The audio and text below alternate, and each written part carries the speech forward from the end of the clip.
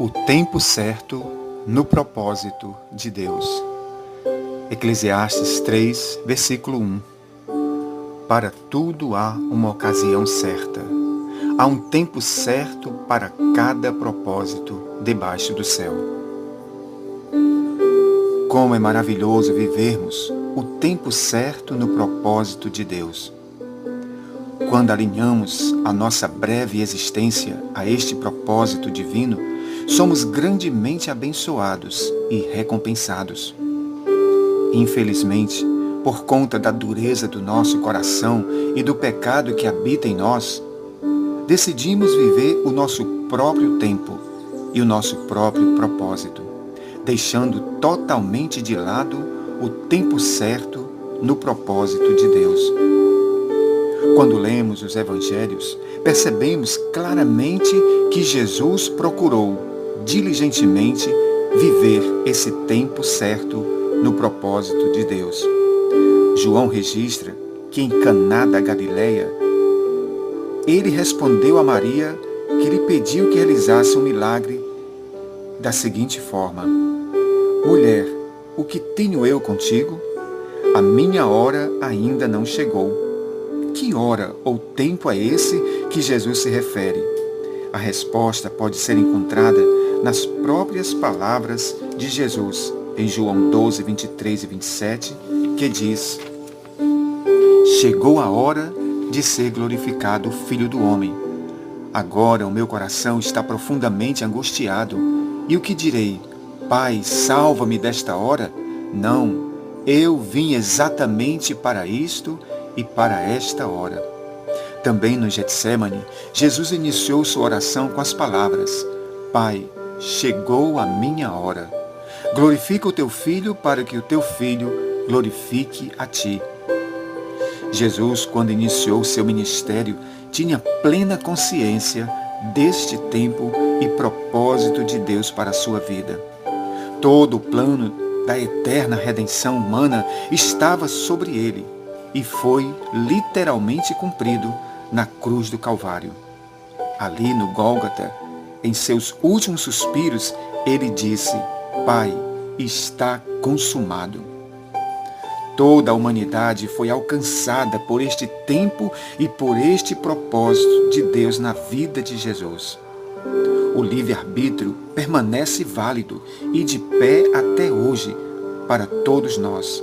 E por que eu digo isso? Porque Deus amou o mundo de tal maneira que deu seu Filho unigênito, para que todo aquele que nele crê não pereça, mas tenha a vida eterna. Oh Deus eterno, como é simples o caminho da salvação! João registra que muitos líderes judeus creram que Jesus era o Filho de Deus. Contudo, por causa de suas posições e retaliações dos fariseus, não o confessaram publicamente, com medo de serem expulsos das sinagogas, pois preferiram a aprovação dos homens do que a aprovação de Deus. Infelizmente, há muitos hoje fazendo a mesma escolha. Sobre isso, Jesus nos alertou dizendo: Quem me confessar diante dos homens, eu também o confessarei diante do meu Pai. Mas aquele que me negar diante dos homens, eu também o negarei diante do meu Pai. Podemos ver claramente nas palavras e nos ensinos de Jesus quão importante é esta confissão pública de nossa fé em Cristo. Uma confissão visível, tangível e precedida de frutos e sinais, tais como mudança de atitudes, arrependimento sincero, confronto com o mundo e confronto com as nossas próprias vontades, que estão fora da vontade de Deus. Se a nossa confissão de fé não for acompanhada por essas mudanças em nós, infelizmente, o que disse o apóstolo Tiago se cumpre em nossas vidas, quando ele disse: a fé sem obras é morta. Esse tempo certo e propósito de Deus na vida de Jesus gerou um tempo maravilhoso que as Escrituras chamam de tempo da graça. ou tempo aceitável do Senhor. Sobre isso, Deus usou a boca do profeta Isaías 700 anos antes para anunciar acerca desse tempo que estamos vivendo.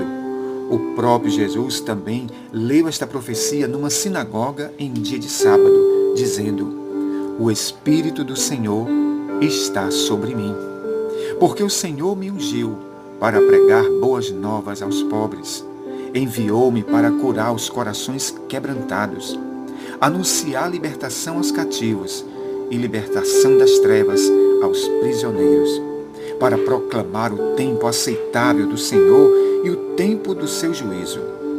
Após ter lido, diz o relato, que Jesus sentou-se e disse: "Hoje se cumpriu as palavras que acabei de ler." Portanto, todos nós hoje vivemos esse tempo maravilhoso chamado graça. Deus, no uso da sua graça, nos dá gratuitamente a vida eterna mediante a fé no seu Filho. Como disse Paulo, pela graça de Deus somos salvos mediante a fé, e isto não vem de vós, é um dom de Deus. Esse é o tempo certo, no propósito de Deus, de ouvirmos a voz do Espírito, como disse o escritor aos Hebreus: "Hoje, se ouvirdes a voz do Espírito, não endureçais os vossos corações, como no dia da provocação no deserto." Hebreus 3:7.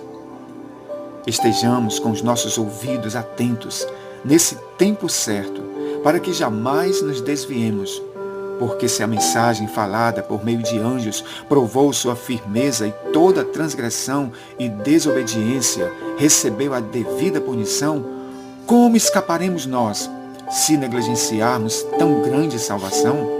Salvação esta que foi anunciada primeiramente por Jesus e depois foi confirmada pelos que a ouviram, através de sinais, maravilhas e diversos milagres e dons do Espírito Santo.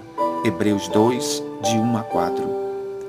Ó maravilhoso Deus e Pai, nos ajuda a vivermos esse tempo no Teu propósito, que a semelhança do Teu Filho possamos também dizer: "A minha vontade é fazer a vontade do Pai."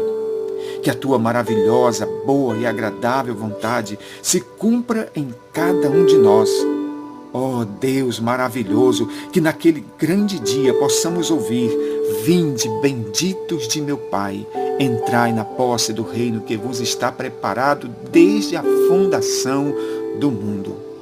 Que a graça, o grande amor de Deus o Pai e a comunhão do Espírito Santo permaneça sobre todos nós, hoje e sempre.